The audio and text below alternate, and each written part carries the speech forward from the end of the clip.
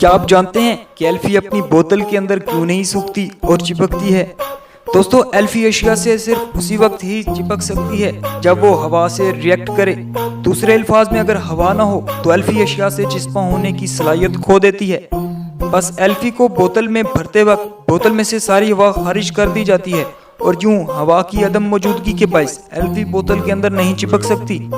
لیکن پھر جب آپ بوقت ضرورت استعمال کے لیے بوتل میں سے ایلفی نکالتے ہیں تو آپ نوٹ کرتے ہوں گے کہ تب وہ اپنی بوتل کے اوپری حصے پہ چپک جاتی ہے، کیونکہ اس وقت وہ ہوا کے ساتھ تعامل کر رہی ہوتی ہے، یعنی کہ وہ ہوا کے ساتھ ریئیکٹ کر رہی ہوتی ہے۔ یہی وجہ ہے کہ ہمیں ہر مرتبہ سوئی کے ذریعے بوتل کا سوراخ دوبارہ نکالنا پڑتا ہے۔ ایلفی کے اس عمل کا تجربہ آپ ایلفی کی بوتل کو کاٹ کے بھی کر سکتے ہیں۔